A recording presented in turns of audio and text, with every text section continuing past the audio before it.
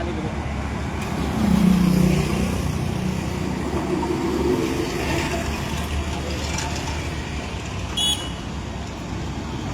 नमस्कार, मी गौतम मस्के, वंचित बहुजन आघाडी वाघाई विभाग महासचिव. आज आम्ही मुसळसर प्रभाग समितीच्या अंतर्गत जो येणारा भाग आहे तिथे आहेत. आम्ही आज इथे पाहू शकता हा खड्डा, किती मोठा खड्डा पडलेला आहे. इथे वारंवार मुसळसर प्रभाग समितीला आम्ही वेळोवेळी तक्रार करूनही ते काम करतात, पण थातूर मातूर काम केले जातं आणि हा रस्ता परत उखडला जातो. इथे पाहू शकता बाईकवाले, या चालणारे रस्त्यावर नागरिक असतील, या खड्ड्यामुळे त्यांना खूप मोठा त्रास सहन करावा लागत आहे. आणि बाईक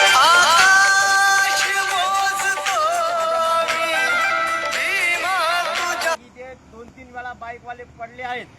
आणि जर हा खड्ड्याच्या दुरुस्त न केल्यामुळं बाईकवाल्याचा इथे अपघात होऊ शकतो. अपघात होऊन त्याचा जीव जाऊ शकतो. ह्या जर प्रशासनाच्या नाकामी धोरणाला कोण जबाबदार असेल? इथे पाहू शकता किती मोठा खड्डा पडलेला आहे बघा.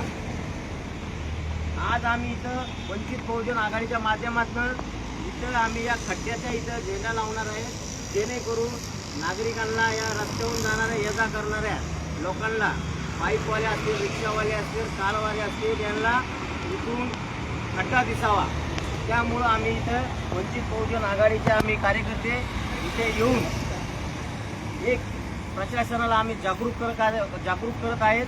आणि प्रशासनाच्या निदर्शनात आम्ही आणून देत आहेत की बाबा तात्काळ या खड्ड्याची दुरुस्ती करण्यात यावी, नाहीतर वंचित बहुजन आघाडीच्या माध्यमातून आम्ही इथे प्रभाग समितीच्या समोर बसून मोठ्या प्रमाणात आंदोलन छेडण्यात येईल.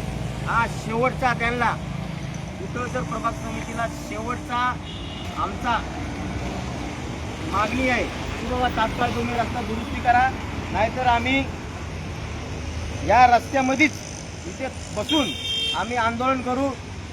या व्हिडिओच्या माध्यमातून आम्ही ठाणे महानगरपालिका प्रशासनाला आणि संबंधित अधिकाऱ्याला आम्ही इशारा देतोय. माझ्याबरोबर वंचित बहुजन आघाडीचे संतोष पंडागळे साहेब उपाध्यक्ष हे पण आहेत, आणि मी स्वतः गौतम मस्के. या माध्यमातून आम्ही वारंवार प्रशासनाच्या निदर्शनात आणून देतो की खड्डे कुठे पडलेले आहेत, कुठं रस्ता दुरुस्ती करण्याचं बाकी आहे, त्यांना वेळोवेळी आम्ही खबर करतो. तरी हे लोक, यांना नागरिकांच्या जीवाशी खेळायचं आहे. पाहू शकता इथून नागरिक जात आहेत, या नागरिकांना इथून चालायला फुटपाथ नाही तर रस्ता आहे. त्यामुळं मोठ्या प्रमाणामध्ये इथे धोका निर्माण झाला आहे. आणि नागरिकांची जीवाशी ठाणे महानगर प्रशासन खेळत आहे. याचा आम्ही वंचित बहुजन आघाडीच्या वतीने जाहीर निषेध करतो आणि इथेच थांबतो. जय भीम, जय महाराष्ट्र, जय संविधान.